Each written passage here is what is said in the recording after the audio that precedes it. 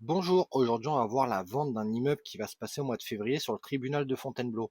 On va analyser la valeur du bien, la valeur locative, les amortissements et le rendement. Donc reste jusqu'au bout. Voici l'objet des convoitises. Donc ça se compose d'un local commercial loué, d'un studio libre, d'un appartement type F3 loué, un studio loué et un appartement duplex qui est loué type F3. Si tu veux visiter le bien, c'est gratuit, donc tu as l'adresse et les lieux de visite. Et donc là, on va voir pour la partie valeur vénale. Donc, pour calculer la valeur, tu vas prendre des sites comme Meilleur Taux ou Se Loger. Tu regardes le prix moyen sur la ville. Après, tu peux affiner avec la rue. Moi, là, j'ai pris juste la ville. Le prix moyen de la ville. Les appartements sont bien situés, mais sont pas fous. Alors, ils sont pas immondes non plus, mais ils sont pas fous. Donc, j'ai pris le prix moyen. Tu multiplies par ta surface au mètre carré.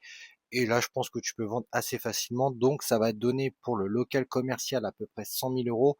Les deux studios 23, alors ces petites surfaces, tu arriveras peut-être à monter à 25-28, mais tu n'iras pas plus haut, je pense. En plus, c'est une toute petite surface, donc tout le monde n'a pas spécialement envie de vivre dans 11 mètres carrés, hormis pour investir, mais c'est pareil, hein, il y a un peu de travaux à faire et bon, 11 mètres carrés, personne n'a trop envie de vivre dedans.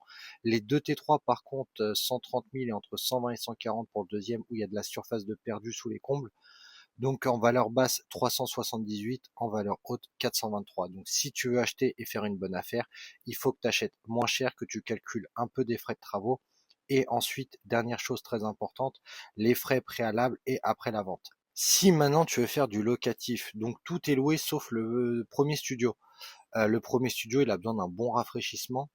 Donc je pense qu'il pourra se louer un peu plus cher une fois que tous les travaux seront faits et que l'appartement sera un peu plus sexy.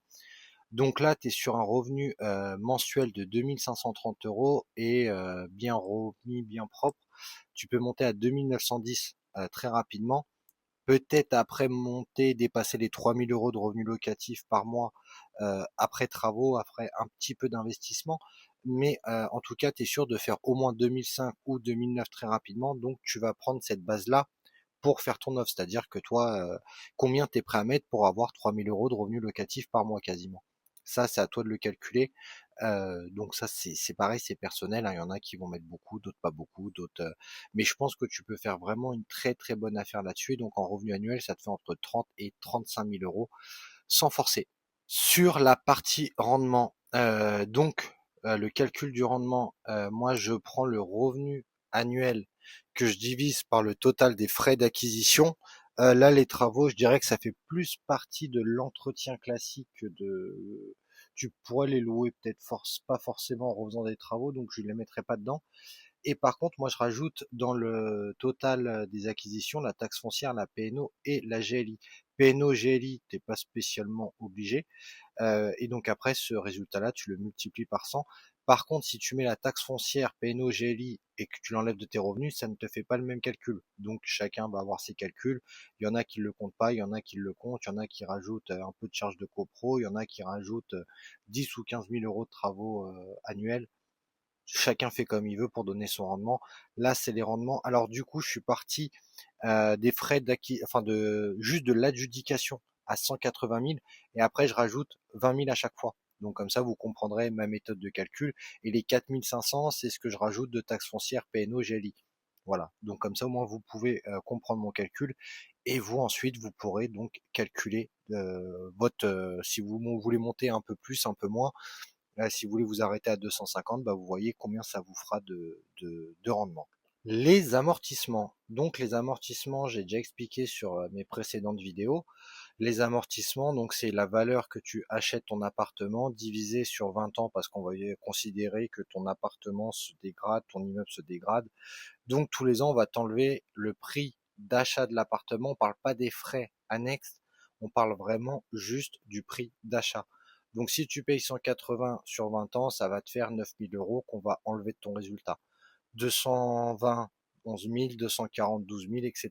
Donc plus tu payes cher, plus t'amortis, moins tu payes cher, moins t'amortis. Mais quand tu vas acheter quelque chose de cher et qui va s'amortir, prends en compte les amortissements parce que du coup c'est de l'argent qui va t'enlever de ton résultat et donc du coup tu ne seras pas imposé là-dessus. Donc du coup c'est quand même assez intéressant d'avoir des bons amortissements c'est quand même quelque chose à prendre en compte. Si t'as aimé le contenu, tu t'abonnes, tu likes. Moi, je te tiendrai au courant sur combien l'adjudication, l'immeuble il est parti. Par contre, j'attendrai juste la fin de la surenchère, puisque je trouve pas ça cool qu'un mec ait eu le truc et quelqu'un se dise bah tiens, regarde, il est parti à temps, t'aurais pu faire une affaire quand même avec tant de rendement à ce prix-là, donc quelqu'un fasse une surenchère. Donc voilà, donc vers fin février à peu près, je posterai à combien est parti l'immeuble. Si tu veux plus de contenu dans ce style-là, si ça t'a plu, tu t'abonnes, tu likes, et moi je te dis à bientôt.